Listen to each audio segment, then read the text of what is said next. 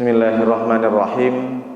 Assalamualaikum warahmatullahi wabarakatuh. Alhamdulillahilladzi an'amana bihadha syahri sahrin azimin alladzi ja'alana minal muslimin al-kamilin wa amarana bittiba'i sabilil mu'minin. Ashhadu an la ilaha illallah wahdahu la syarika lahul haqqul mubin wa ashhadu anna sayyidana wa nabiyyana Muhammadan abduhu wa rasuluhu shadiqul wa'dil amin. Allahumma salli wa sallim wa barik ala sayyidina Muhammadin wa ala alihi wa sahbihi ajma'in, amma ba'du. Yang sama-sama kita hormati pengurus Masjid Al-Mulisin, Bapak Ibu jamaah salat subuh Masjid Al-Mulisin yang tak bisa sebutkan satu persatu, insyaallah semua yang hadir di pagi hari ini dimuliakan oleh Allah SWT. Bersyukur kita kepada Allah dengan ucapan alhamdulillahirabbil alamin. Berselawat kita kepada Rasulullah dengan ucapan Allahumma sholli ala sayyidina Muhammad wa ala ali sayyidina Muhammad. Bapak Ibu yang dimuliakan oleh Allah SWT, kajian pada subuh kali ini yaitu hadis yang disebutkan dalam kitab Sahih Bukhari. Hadisnya sahih karena yang meriwayatkan adalah Imam Bukhari. Hadis ini datang dari Anas bin Malik. Sebelumnya sudah saya sampaikan, Anas bin Malik adalah sahabat yang umurnya panjang sampai 98 tahun. Kisahnya bagaimana beliau bisa dekat sekali dengan Nabi karena memang diwakafkan oleh ibunya Ummu Sulaim. Pada saat Nabi hijrah ke Madinah, orang-orang bermacam-macam memberikan infak. Ada yang infak harta, ada yang menginfakkan tanahnya, dirham, dinar, emas, uang, ternak, dan lain sebagainya. Ummu Sulaim, ibunya Anas, tak punya apa-apa. Dia punya anak saja. Waktu itu umurnya 10 tahun. Ya Rasulullah, saya tak punya hewan ternak, saya tak punya tanah, saya tak punya uang, saya tak punya emas, saya punya anak satu-satunya ya Rasulullah. Saya wakafkan ini untuk agama Allah. Silahkan Rasulullah, mau anak saya itu mau cuci toilet, mau macam-macam. Terus yang penting bisa mendakwakan untuk bisa kebangkitan Islam. Maka Rasulullah berdoa untuk Anas, Allahumma aktsir malahu wa waladahu. Ya Allah, banyakilah hartanya Anas dan anaknya Anas. Karena memang satu saja, tak punya saudara Anas bin Malik. Akhirnya sampai pada masanya doa Rasulullah terkabul. Anas bin Malik anaknya banyak, sama cucunya kalau dikumpul sampai 100. Lalu kemudian kaya. Kaya di sini bukan berarti banyak rumah, banyak kos-kosan, tidak. Tapi beliau gemar bersedekah. Kalau hanya kaya bisa diukur dengan Abdurrahman bin Auf. Jadi ketika Anas bin Malik sudah menghatamkan Quran, kalau sudah ngaji hatam Al-Quran, dikumpulkanlah anak-anak dan cucunya sampai 100 itu. Setelah selesai baca Al-Quran, baru berdoa kepada Allah, Allahumma arhamna bil Quran waj'alhu lana.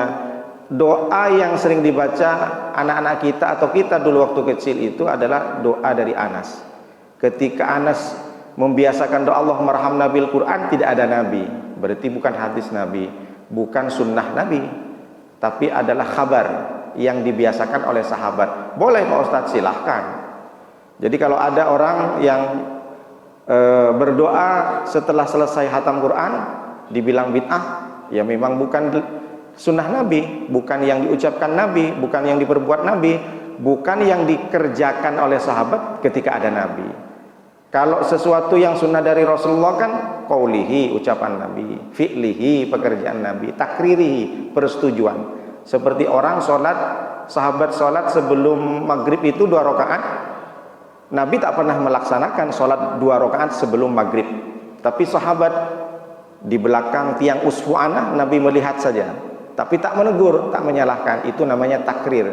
Tanpa Nabi mengucapkan berarti itu setuju Nabi, tak masalah. Sholat sunat sebelum maghrib. Mana tahu di sini ada sholat sunat sebelum maghrib? Jangan pula dibilang aliran dari mana itu. Nah, itu yang dikerjakan oleh sahabat. Tapi Anas bin Malik ini selesai membaca Allah merahmati bil Quran, buat bubur dia, buat bubur, buat kalau sekarang nasi kuning. Nah, makanya kalau anak kita hatam Quran, dibuatkan nasi kuning, dikasih ke ustadznya, dikasih ke teman-temannya. Silahkan. Jadi jangan pula dibilang, ini tidak ada ajarannya. Anas bin Malik setiap khatam Quran, anaknya, cucunya buat bubur, dibagi-bagikan sampai 100 orang. Lalu kemudian berdoa. Maka kita minta barokah dari sahabat Anas bin Malik. Mudah-mudahan kita berjumpa dengan Anas bin Malik di surga. Amin ya rabbal alamin. Bagaimana hadisnya? Qala Rasulullah bersabda, unsur akhaka zaliman au madluman. Tolonglah saudaramu yang berbuat zalim atau yang disebut dengan menzalimi, au madluman atau yang dizalimi. Ini hadisnya luar biasa nih.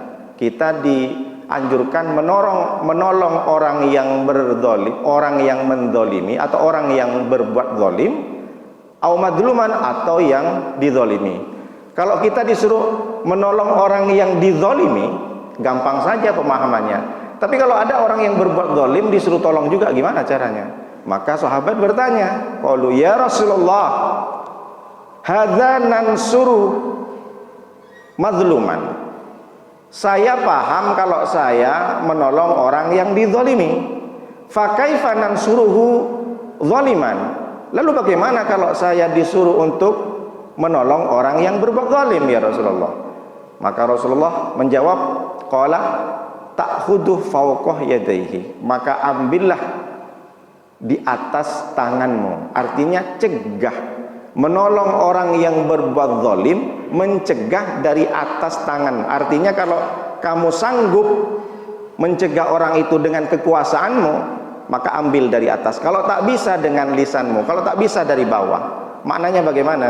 Kalau ada pemimpin yang berbuat zalim, RT, RW, maka yang di atasnya siapa? Lurah. Kalau lurah berbuat zalim, siapa yang lebih berkuasa untuk menegur lurah? Camat. Camat siapa? Wali kota. Wali kota siapa? Gubernur. Ini kalau dianalogikan kepada kepemimpinan berbuat zalim. Tapi kalau kita mampu tanpa harus punya jabatan, silahkan dengan lisan, dengan ucapan, lalu dengan tangan, kalau tak bisa dengan hati. Karena zalim ini luar biasa, perbuatan dosa yang mengakibatkan siksaan yang ngeri. Apa sebenarnya zalim ini? Kadung sudah menjadi bahasa Indonesia. Kamu zalim sama aku. Padahal zalim ini isim fa'il. Isim fa'il itu apa? Pelaku, subjek.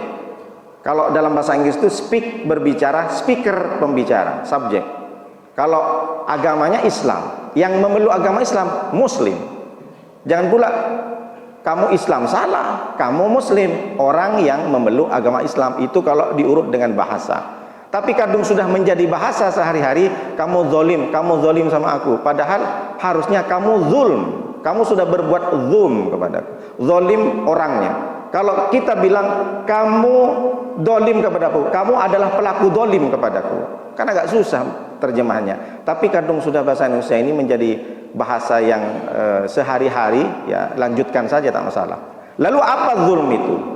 Sifatnya zulm, pelakunya zalim. Zulm itu adalah gelap. Gelap. Apa kok bisa gelap? Karena kenapa disebut dengan gelap? Karena zalim berangkat dari efek dan sebab. Efeknya apa?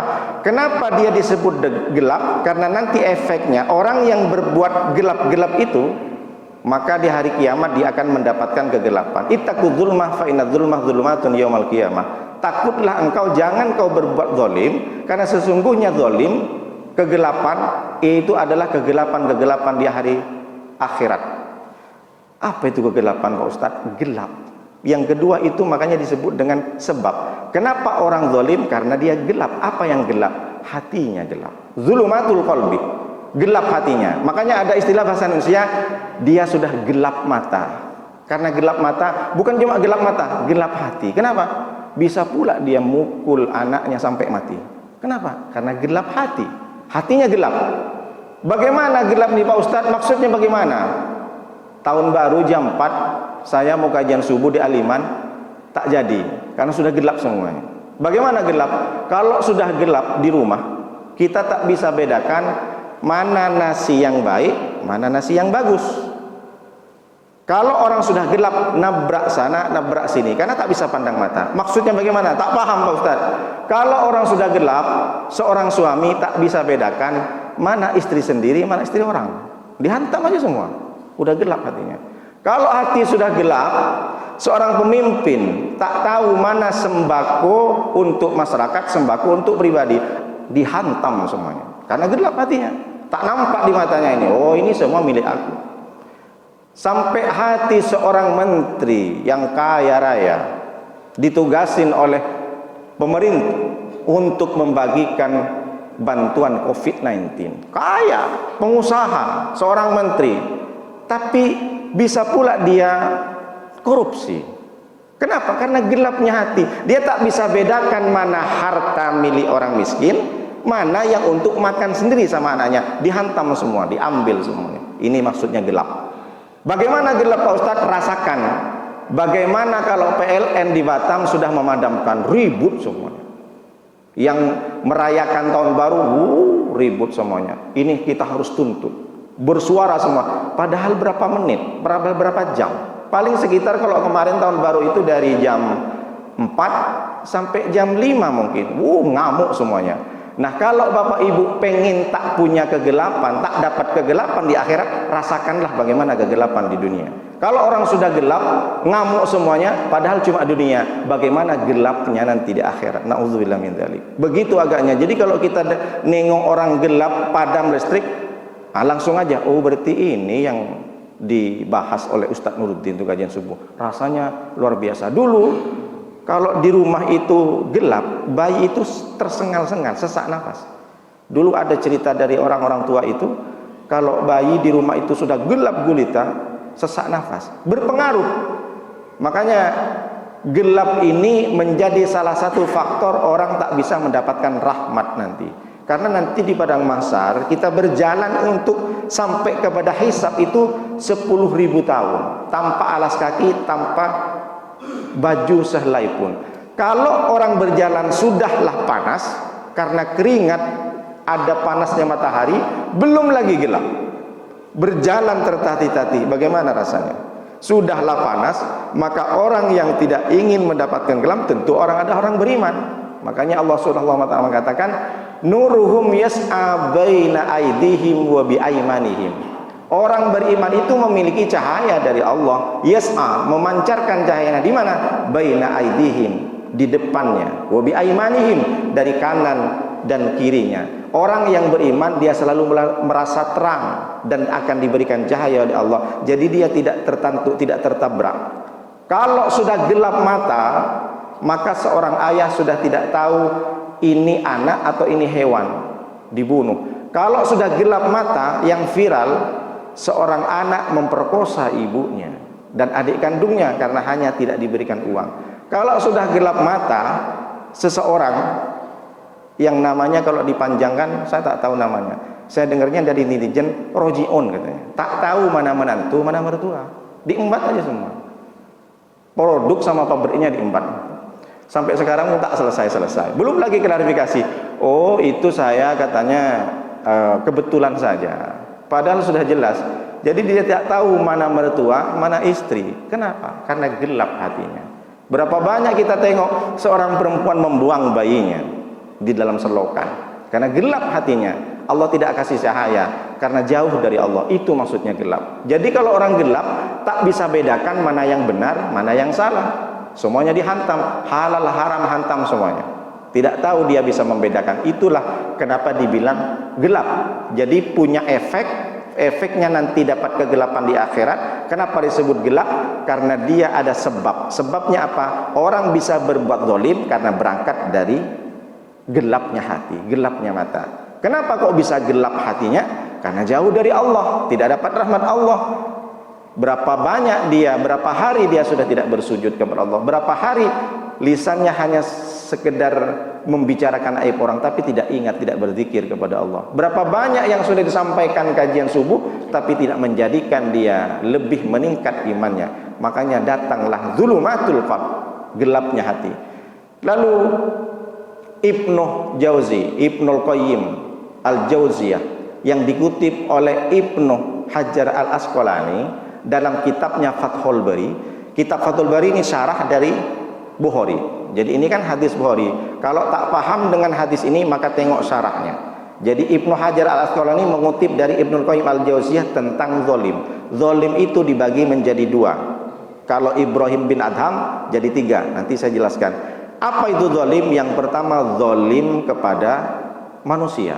Yang kedua zalim kepada Allah. Bisa Pak Ustaz? Iya, zalim kepada Allah. Gimana caranya? Saya jelaskan. Yang pertama zalim kepada manusia. Kata Ibnul Qayyim Al-Jauziyah, zalim kepada manusia yaitu adalah ahdul malil ghairi bi ghairi haqqin. Mengambil harta orang lain bi ghairi hak, tanpa adanya kebenaran, tanpa dibenarkan oleh syariat. Tapi ada Pak Ustadz ngambil harta orang lain itu yang dibenarkan syariat? Ya. Harta yang bagaimana? Hutang. Ya ayyuhalladzina amanu idza tadayantum bidainin ila ajalin musamma faktubuhu. Yang paling panjang ayat di Al-Quran bukan masalah sholat, bukan masalah puasa, bukan masalah khamar, bukan masalah judi, bukan masalah riba. Yang paling panjang ayat satu papan, satu lembar di Al-Quran tentang hutang piutang. Nah, Bapak Ibu yang punya hutang cepat bayar. Karena kata netizen itu bilang, orang yang punya hutang itu pertama santai saja, tapi kalau sudah sampai hutangnya tak dibayar, terbalik. Yang awalnya yang berhutang ngemis, yang terakhir yang menghutangin atau yang memberikan hutang yang ngemis, kebalik. Kenapa nggak dibayar-bayar? Luar biasa. Kalau ada orang sampai sekarang belum bayar, meskipun 1000 nyangkut nanti rohnya, tak sampai-sampai. Jangankan mau ke surga, ke hisab tak dihisab-hisab, pasti nak jalan tertati-tati di padang mahsyar, nggak sampai-sampai. Orang yang normal saja 10.000 tahun, ini bisa saja 100 tahun. Jadi tak dapat nikmat di akhirat nanti. Hanya menikmati panas saja. Tak nyangkut. Kenapa? Karena ada hutang. Makanya kalau orang sudah meninggal, Bapak Ibu atas nama keluarga, kalau almarhum punya hutang, silahkan. Karena yang wajib membayarkan adalah ahli warisnya. Kata Allah SWT, wahai orang-orang yang beriman, idza tadayantum bidainin ila ajali musamma, jika engkau melakukan transaksi hutang piutang, maka tentukan kepada tempat, kepada hari yang sudah ditentukan. Faktubuhu, maka tulislah. Gimana tuh Pak Ustadz? Misalkan begini, saya ini mau hutang sama Bapak, sama pengurus Masjid Al-Mulisin. Pak, saya mau hutang Pak. Berapa Pak Ustadz? 2 juta. Siap Pak Ustadz, saya kasih. Tapi tunggu dulu Pak Ustadz, saya ketikkan surat pernyataan tentang perjanjian hutang piutang. Ngamuklah saya. Pak, Bapak selama ini tak percaya sama saya. Kenapa bikin surat perjanjian? Oh, ini perintah Allah Pak Ustadz. Pak Ustadz masa tak tahu? Apabila melakukan transaksi hutang piutang, faktubuhu Pak Ustadz, harus ditatat dan harus ada 2 saksi. Wastashhidu sahidaini min rijalikum. Buatlah tugaskanlah 2 saksi dari laki-laki, waliyaktub bainakum katibum bil adli, dan dibentuklah orang yang tukang menulis dengan yang memiliki sifat adil. Jadi seorang ustadz misalkan tak percaya, Bapak ini selama ini tak percaya sama saya. Bukan begitu, Pak Ustadz sama Allah lebih tinggi mana? Ini perintah Allah, sementara ustadz manusia. Saya mikir, oh iya juga. Kenapa? Karena boleh jadi nanti hutang saya itu tak bisa dibayarkan karena tidak ada bukti, tak mengaku orang itu punya hutang. Maka Bapak Ibu mulai sekarang kalau mengikuti perintah Allah, berapapun orang itu berhutang, buatlah surat perjanjian, dibikin. Kalau tak terima jangan kasih hutang. Sampaikan aja ini perintah Allah. Kapan Pak Ustadz bayar? Mei. Apalagi Pak Ustadz bayar Mei. Kenapa Mei? Maybe yes, maybe no Pak Ustadz. Nanti tak bayar pula katanya. Oke, siap. Maka ditentukan bulan Mei saya bayar. Sampailah bulan Mei, lalu kemudian datanglah Bapak untuk menagih hutang ke saya. Pak Ustadz, hari ini sudah sampai ke bulan Mei, saya mau menagih. Aduh, mohon maaf Pak, kenapa? Saya belum punya uang, kebetulan kemarin bayar ini, bayar itu. Oh tak apa-apa Pak Ustadz, karena Bapak tak tahu ya, di ayat 280-nya kan ada wa in kana dzu usratin fanadiratun ila maisarah.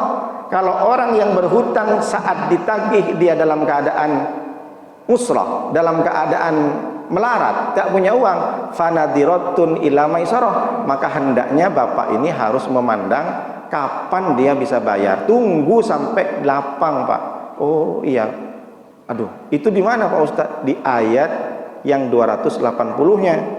Nah, di Al-Baqarah. Lalu kemudian tapi kalau bapak mau banyak pahala, lanjutkan kalimatnya ini, Pak. Gimana lah kalimatnya Pak Ustadz? Wa anta saddaqu khairul lakum in kuntum ta'lamun. Seandainya bapak punya kelegaan, kelapangan hati, kata Allah, anta saddaqu khairul lakum in kuntum ta'lamun. Lebih baik bapak sedekahkan saja 2 juta. Kata si bapak yang hutang, pinter kali Pak Ustadz. Wah, ini perintah Allah. Allah dengan bapak lebih tinggi mana?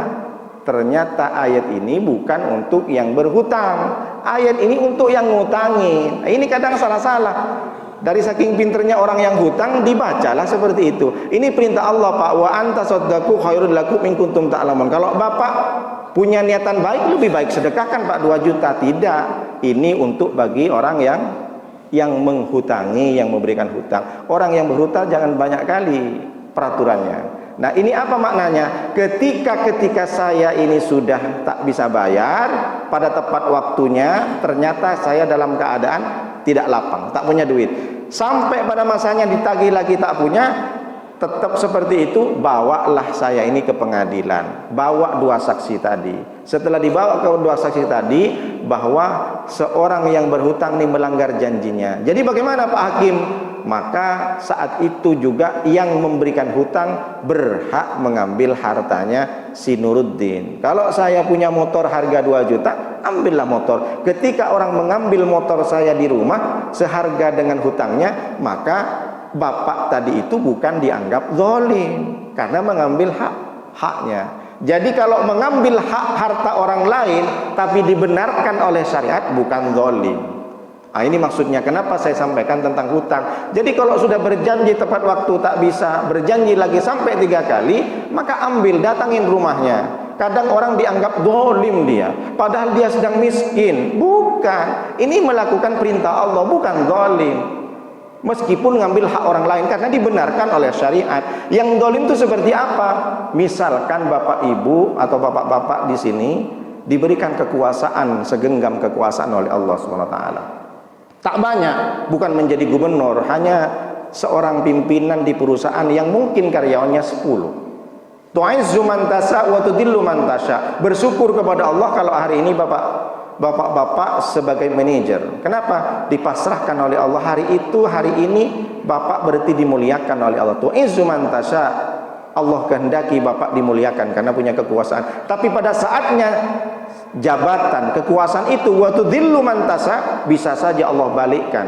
Allah rendahkan serendah-rendahnya karena sudah tidak menjabat lagi, karena sudah tidak punya kekuasaan lagi. Misalkan bapak punya kekuasaan menggaji karyawannya 2.500.000 misalkan, tapi ternyata saat gajian bilang sama karyawannya, untuk karyawanku yang 10 orang, bulan ini saya akan potong gaji kalian.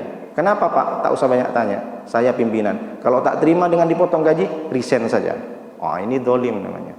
Padahal sebelumnya tidak ada kontrak perjanjian tentang potongan gaji. Berapa banyak di perusahaan sana, gampang saja dia melalui sistem di bank, karena ditransfer ke bank, gajinya dipotong 5%. Enak saja dia, karena alasan begini begitu. Padahal di perjanjian tidak ada.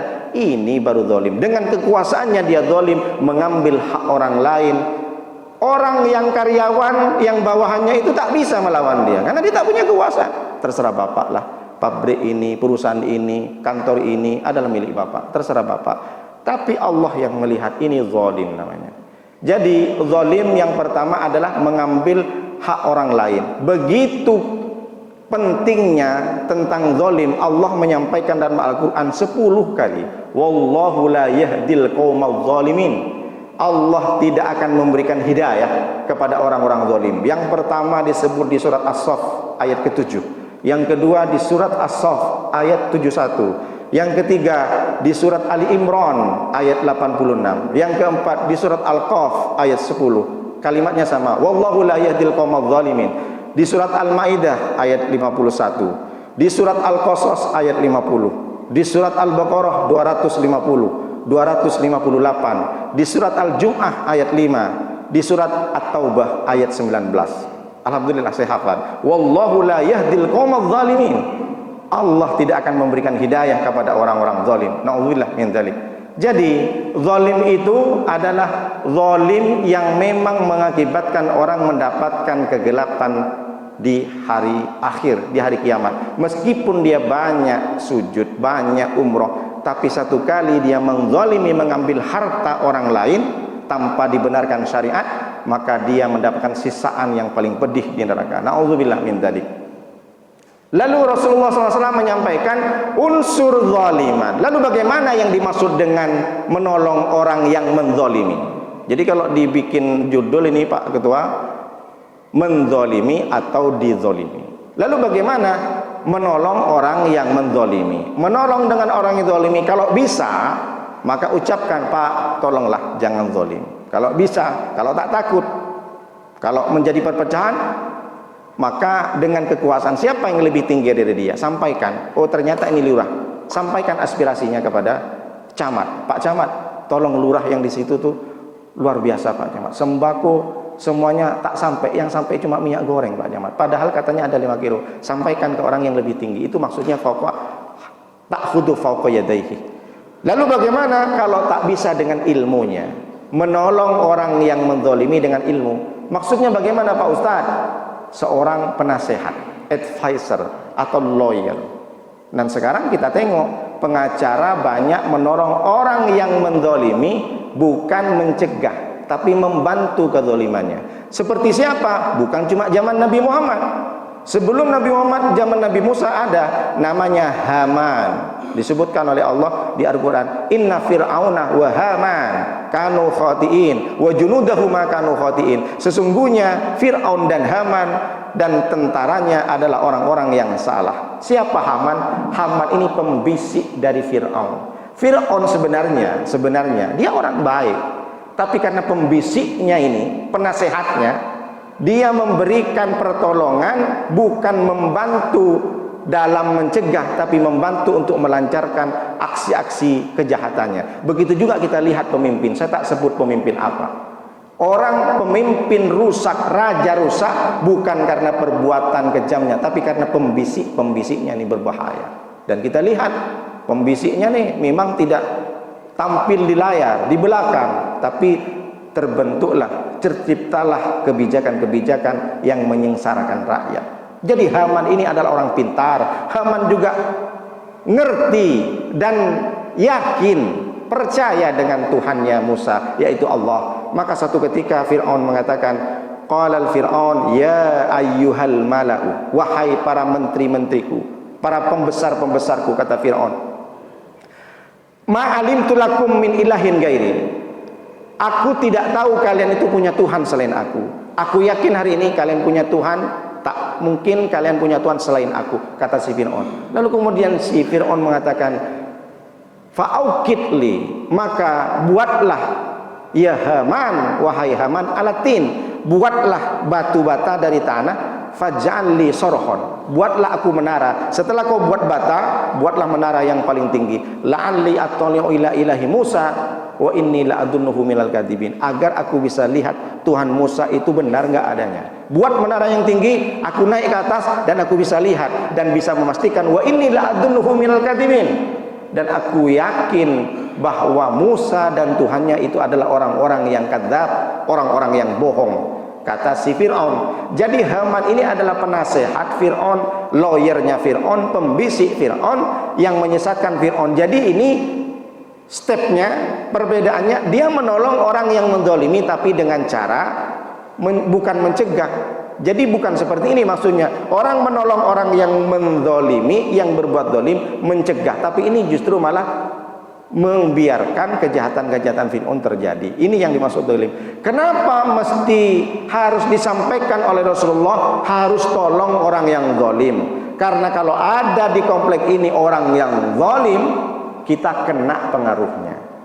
Betul tak? Iya. Karena kalau orang zalim di sini diazab oleh Allah, yang kena bukan orang zalim saja, Yang tak dolim pun kena imbasnya. Itu maksudnya. Makanya kalau ditanya, kalau disampaikan pernyataannya, mencegah dari berbuat dolim itu berat, tapi mencegah dari orang yang berbuat dolim amat sangat berat.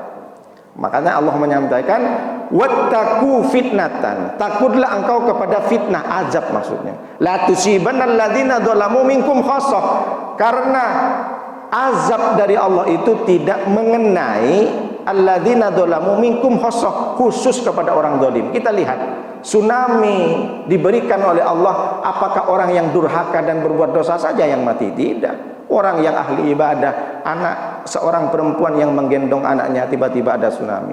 Gempa di Cianjur, apakah yang diberikan gempa oleh Allah yang meninggal adalah orang yang zalim saja? Tidak. Orang yang baik-baik saja ini juga terkena. Tidak ada istilah diseleksi oleh malaikat. Oh, ini banyak ibadahnya, oh ini kajian subuh. Kalau Allah sudah berikan azab ke Batam ini, semua bisa mati juga, bukan hanya orang zalim.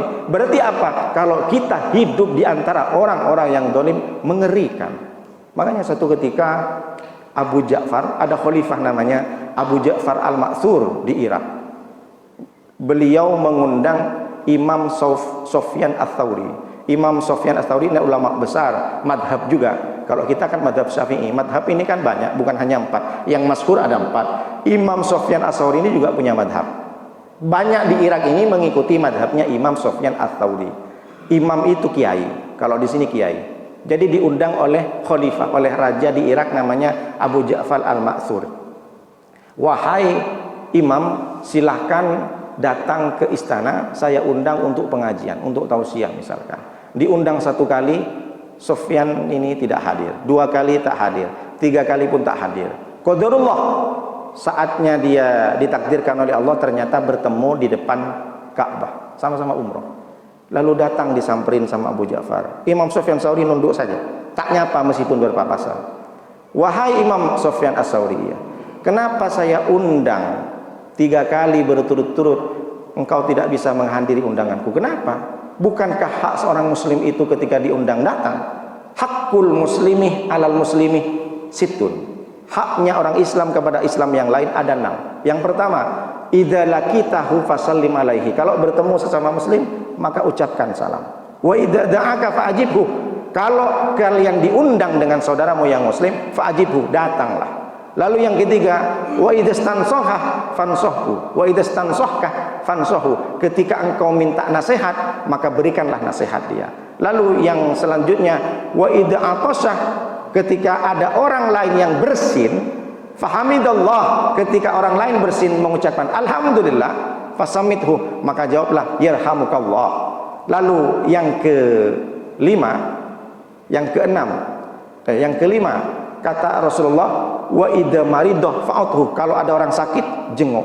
Yang keenam, yang terakhir, wa idza mata fatba'hu, jika ada orang yang meninggal maka iringi sampai ke kuburannya. Itu hak orang muslim. Salah satunya adalah ketika ada yang ngundang, datanglah. Itu baru hak. Jangan mengaku muslim kalau diundang orang lain sebagai muslim tak datang, berarti dia belum sempurna muslimnya, bukan mukminnya. Maka kata si Imam Sufyan Ats-Tsauri tidak menjawab. Dia dijawab dengan surat Hud ayat 113. Apa kata si Imam Sufyan Ats-Tsauri? Wala tarkanu ilal ladzina zalamu fatamassakumun nar. Janganlah engkau condong, janganlah engkau dekat-dekat dengan orang yang zalim. Fatamassakumun nar, kalau engkau selalu dekat dengan orang zalim, maka engkau kena jilatan api neraka. Nauzubillah min dzalik.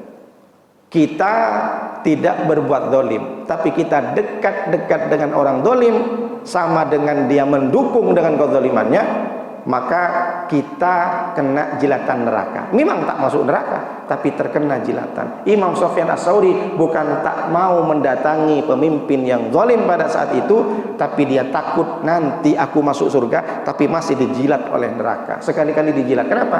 Karena dengan diamnya kamu berkumpul dengan orang-orang zalim, berarti kau dianggap sama saja berbuat zalim tapi semi zalim. Nah, ini kan luar biasa. Jadi dari sekarang kalau bapak nengok orang zalim, tak usah takut, sampaikan dengan sopan, Pak, janganlah zalim. Tapi kalau betul-betul hatinya ini sudah siap gitu, takutnya orang itu langsung refleks saja. main parang pula, repot juga. Pak, jangan dolim. Kenapa kau? Mentang-mentang pengajian, aku dianggap dolim pula katanya. Jadi cari orang yang bisa mempengaruhi dia, cari orang yang lebih tinggi dari dia. Jadi dolim yang pertama adalah dolim kepada manusia, berarti dia mengambil haknya orang lain. Lalu yang kedua, dolim kepada Allah. Ini yang luar biasa. Gimana caranya dolim kepada Allah? Maka Ibnul Qayyim Al-Jauziyah mengatakan, dolim kepada Allah itu adalah mubarazatur rabbi bil mukhalafah.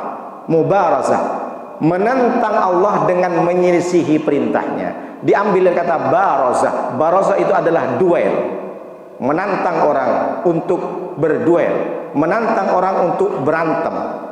Berarti orang yang zalim kepada Allah adalah orang yang ngajak berantem sama Allah. Ini kan luar biasa. Apa maknanya? Kalau ada orang baru belajar tinju misalkan, lalu kemudian dia mengajak tanding sama Mike Tyson, kan gila. Mana Mike Tyson itu? Baru belajar seminggu, dihantam sekali, pingsan lah. Mana itu Habib Nurmagomedov misalkan? Mana Manny Pacquiao? Mana Chris John misalkan? Dia belajar baru seminggu, ngajak tanding orang yang lebih mahir. Ini ngajak tanding sama Allah.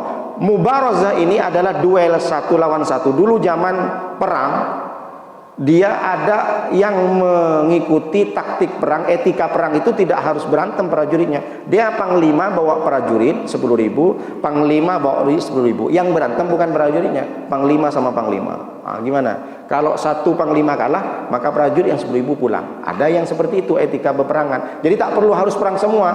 Tanding dulu antara panglima TNI-nya, mana yang menang, barulah dia yang dikatakan menang. Yang kalah meskipun masih banyak serdadunya pulang karena kalah panglimanya. Nah itu jadi kalau mubarazah, orang yang zalim kepada Allah ngajak berantem sama Allah. Maksudnya bagaimana? Disuruh oleh Allah jangan main judi, tapi judi.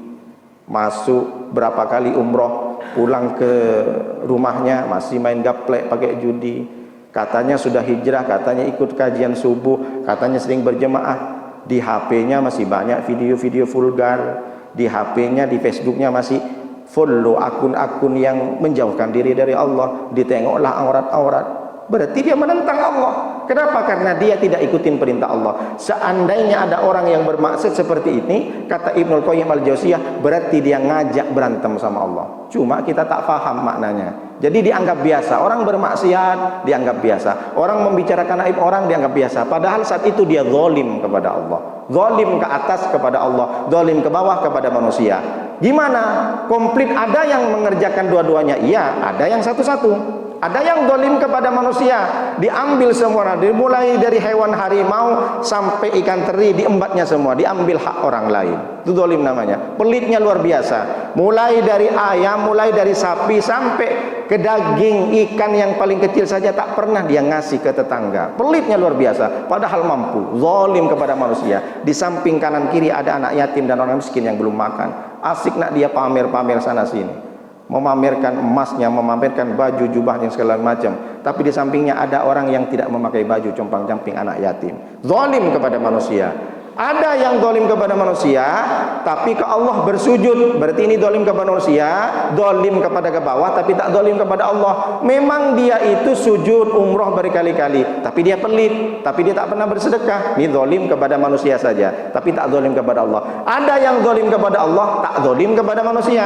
Seperti apa? Seorang manajer punya perusahaan, sudahlah karyawannya digaji lebih dari UMK, dikasih THR 3 kali gaji, dikasih tunjangan, dikasih insentif lain sebagainya. Luar biasa dermawan, baik sekali. Tapi tak pernah keningnya sujud di depan Allah, tak pernah sholat. Memang dia bikin masjid, memang dia buat sedekah sampai 1 miliar, sedekah membagikan sembako luar biasa sampai dipuji-puji orang. Ternyata dia tak pernah sedikit pun, sehari pun dia tak pernah sujud untuk kepada Allah. Dia menganggap sedekah itu hanya menyelamatkan, tapi lupa dengan Allah. Ini yang luar biasa. Memang tak dolim kepada manusia, tapi dolim kepada Allah. Apalagi solat. Solat ini kata Rasulullah SAW, man taraka shalah muta'ammidan faqad kafara jiharan. Orang yang meninggalkan solat, maka sungguh dengan sengaja, maka sungguh dia kafir secara nyata. Rasulullah tak pernah menyampaikan sabdanya, Orang yang minum khamr kafir, tidak ada. Orang yang berzina kafir. Orang yang main judi kafir. Orang yang menengok maksiat kafir. Orang yang menggunjing kafir, tidak ada. Maksudnya apa? Kalau ada orang yang meninggalkan sholat secara sengaja, lebih parah dosanya daripada berzina, lebih berat dosanya daripada minum khamr. Karena Rasulullah tidak ada kata-kata orang yang berbuat maksiat kafir. Rasulullah hanya mengatakan yang tidak sholat kafir. Maka meskipun dia tidak zalim kepada manusia, tak pernah sujud keningnya ini kepada Allah, zalim kepada Allah. Lalu yang terakhir, zalim kepada hewan, kata Ibrahim bin Adham. Dia tidak menyayangi hewan. Seperti apa? Satu ketika Ibrahim bin Adham datang, misalkan beliau tinggal di Batam. Saya ilustrasikan seperti ini. Ibrahim bin Adham berangkat ke Pinang beli buah. Beli buah banyak, rambutan misalkan. Lalu sampailah setelah dari Tanjung Pinang balik lagi sampai ke Punggur, tolak lagi ke Tanjung Pinang. Lalu ditanya sama orang Tanjung Pinang, "Loh, bukannya barusan kamu sudah naik kapal? Sekarang kan sudah sampai lagi di sini. Ada apa? Apakah buahnya busuk?" Tidak. Apakah harganya terlalu mahal? Tidak. Apakah ada yang ketinggalan di Tanjung Pinang? Tidak. Apa kata si Ibrahim bin Adham? Saya ke sini untuk mengembalikan semut yang ada di rambutanku, yang ada di buahku. Kenapa emangnya? Saya kasihan sama semut yang ada di buahku ini. Karena hidup di perantauan itu sangat pedih, sangat susah, sangat sedih. Kalau dia tidak bertemu dengan orang, bayangkan, sampai sengaja saya bawa semut dari Tanjung Pinang, dibawa ke Batam. Gimana nasib anak menantunya di Tanjung Pinang? Gimana dia, saudara-saudaranya? Belum lagi sampai di Batam, dia mesti harus berkenalan dulu, harus adaptasi dulu. Coba bayangkan, Ibrahim bin Adham bukan hanya memikirkan manusia, sampai rasa empatinya sampai ke hewan. Ini kadang beda kalau orang lain kan. Nengok sekali ada orang yang memang kerjaannya cuma bunuh hewan, masuk ke hutan ambil obor, tak ada masalah. Tengok mana semut dibakar aja semua. Kalau nengok sampai Ibrahim bin Adham, apa tak sakit hati? Dia saja tanpa sengaja membawa semut di rambutannya saja dia merasa bersalah, apalagi nih orang yang membakar semut. Kan ada orang tidak ada kerjaan bawa obor masuk hutan asik nak dibakar semua, padahal tidak ada salah. Atau kita menyiksa hewan, membunuh hewan tapi menyiksa. Ada lalat misalkan atau apa saja, nyamuk dan sebagainya, dikepok tak langsung mati. Kan sudah saya sampaikan di hadisnya, fa ahsinul qitlata, maka berbaiklah membunuh dengan cara yang baik kepada hewan. Ini kadang masih disiksa hewan. Lalat itu diambil dulu sayapnya satu, yang satu dipanggil, habis itu kau bilang sama lalat yang lain, kalau tetap mengganggu muka begini nasibnya. Lalat itu gimana mau mati, mau bunuh diri pun tak bisa lalat itu. Artinya apa? Yang ketiga ini zalim kepada manusia, dia punya rasa sayang, tidak punya rasa sayang kepada hewan. Zalim kepada hewan, tidak punya rasa sayang kepada hewan. Ibrahim Adham ini tidak hanya sekedar simpati dan empati kepada manusia, tapi dia sampai hatinya kepada hewan. Begitu agaknya zalim yang diajarkan oleh para ulama salaf dan para sahabat-sahabat Nabi Shallallahu Alaihi Wasallam. Jadi sekarang kita sudah tahu, zalim kepada manusia mengambil haknya orang lain, zalim kepada Allah dia berbuat maksiat, menyelisihi Allah, menentang Allah, bahkan mengajak duel sama Allah. Lalu yang ketiga, zalim kepada hewan, dia tidak menyayangi hewan. Irhamu man fil ardi irhamkum man fis sama. Berkasih sayanglah kalian kepada seluruh penduduk bumi ini tanpa terkecuali, maka penduduk langit akan berkasih sayang. Apakah salah Ibrahim bin Adham? Masa hewan mesti kita kasih sayangi? Emang ada perintahnya, ada dalilnya? Ada. Surat Al-An'am ayat 38. Apa kata Allah? Wa ma min dabbatin fil ardi wala ta'irin yatiru bi janahihi illa umamun amsalukum. Tidaklah hewan yang melata di muka bumi ini wala ta'irin yatiru bi janahihi, dan tidaklah burung yang terbang dengan sayapnya illa umamun amsalukum, kecuali mereka adalah umat-umat sama dengan kalian. Allah yang menyampaikan. Jadi kalau kita nengok hewan menurut Allah, bukan menurut Nabi lagi. Di Al-An'am surat 38 bahwa semua hewan itu adalah umamun amsalukum, sama di depanku umat seperti kalian. Maksudnya apa? Karena ada hewan-hewan yang masuk surga, yang khusus masuk surga, seperti anjingnya Ashabul Kahfi, lalu kemudian burungnya Nabi Sulaiman dan segala macam. Hanya itu saja, bukan seperti semuanya, enggak. Jangan pula nanti gara-gara anjing Ashabul Kahfi masuk surga, besok beli anjing. Enggak, maksudnya zaman sebelum Nabi. Kalau sekarang sudah mansuh, orang yang memelihara anjing, orang muslim, orang mukmin, maka 40 hari dia tidak terima sholatnya berturut-turut terus. Ibadahnya 40 hari tidak terima. Jadi tetap najis, tidak ada, sudah mansuh. Meskipun ada dulu cerita ada anjing itu masuk surga karena diberikan air minum oleh seorang pelacur. Pelacur pun masuk surga gara-gara itu. Itu syariat sebelum Nabi Muhammad. Jadi ada anjing di jalan, dia kehausan, diambillah air sama seorang pelacur, mohon maaf, diminum, lalu karena diminumin itu dia selamat, tidak mati. Maka si pelacur ini masuk surga gara-gara minuman anjing. Tapi jangan salah kaprah, ini bukan syariat Nabi Muhammad, tapi zaman Bani Israel. Jangan pula pulang ke rumah, ayo kita beli anjing, minum saja, kasih minum ke anjing saja masuk surga, apalagi kita bikin kandangnya, bikin rumahnya. Tidak, salah. Seorang yang memelihara anjing sudah mansuh, tidak boleh oleh Rasulullah SAW. Maka dengan hadis ini sudah bisa kita membenarkan pekerjaan perbuatan kita sendiri. Jangan hadis ini dipakai untuk orang lain. Nanti datang bertamu ke orang, ini nampaknya orang zalim ini, tapi zalimnya ini zalim kepada manusia, zalim bukan kepada Allah. Bukan. Semua hadis dan ayat Al-Quran yang kita tahu untuk diri kita sendiri, bukan untuk orang lain. Maka mudah-mudahan dengan hadis yang zalim, menolong orang yang zalim dan menolong orang yang zalimi, bisa menjadikan kita lebih berhati-hati dalam mengambil haknya orang lain. Ini haknya anak yatim, ini dititipin oleh orang untuk dibagikan ke orang lain. Hati-hati, kalau bisa jangan terima, karena nanti cenderung kepada syubhat. Mana tahu bapak-bapak ini punya kekuasaan, jadi diberikan amanah oleh pemerintah untuk membagikan sembako. Kalau bisa jangan ambil satu pun meskipun dapat, karena berbahaya. Zalim mendapatkan kegelapan di hari kiamat. Bagaimana kalau kita di dunia ini mendapatkan kegelapan? Begitulah, semua orang teriak, orang gerah panas. Begitu juga lebih parah lagi nanti di akhirat. Mudah-mudahan kita semua terjauhi dari sifat-sifat zalim, sifat-sifat dzulm, dan kita terbebas dari jilatan, bukan hanya siksaan api neraka, tapi terbebas. Mulai hari ini kita bersama-sama untuk memberantas kezaliman. Kalau ada di sekitar kita orang yang zalim, setidaknya kita memberikan perhatian, tegur. Kalau tak bisa tegur, tak berani, dengan cara yang lebih di atasnya, dengan cara terakhir dengan berdoa. Mudah-mudahan di komplek Cipta Karya ini dijauhi dari sifat-sifat zalim, dijauhi dari orang-orang yang zalim, karena nanti kalau sudah dikasih ajab oleh Allah, kita pun kena. Kita berdoa kepada Allah, mudah-mudahan semua amal kita diterima oleh Allah Subhanahu wa taala. Amin ya rabbal alamin. Bismillahirrahmanirrahim. Alhamdulillahirabbil alamin. Wassalatu wassalamu ala asrofil anbiya wal mursalin wa ala alihi washabbihi ajmain. Hamdan syakirin, hamdan naimin, hamdan yuafi ni'amaka fi mazida. Ya rabbana lakal hamdu kama yanbaghi li jalalik wa 'azimi sultanik. Allahumma shalli wa sallim wa barik ala sayyidina Muhammadin al-Fatih lima uliqa wal khatim lima sabaqa. Nasirul haqqi bil haqqi wal hadi ila siratikal mustaqim wa ala alihi haqqa qadrihi wa miqdarihil azim. Allahumma rabbana la tuzigh qulubana ba'da idh hadaytana wa hab lana min ladunka rahmah innaka antal wahhab. Allahumma rabbana ighfir lana wa li ikhwanina alladhina sabaquna bil iman wa la taj'al fi qulubina ghillan lil ladzina amanu rabbana innaka ghafurur rahim. Allahumma yassir wa la tu'assir, sahhil umurana umur din wa dunya wal akhirah. Bismillahilladzi la yadurru ma ismihi shay'un fil ardi wa la fis sama'i wa huwas samiul alim.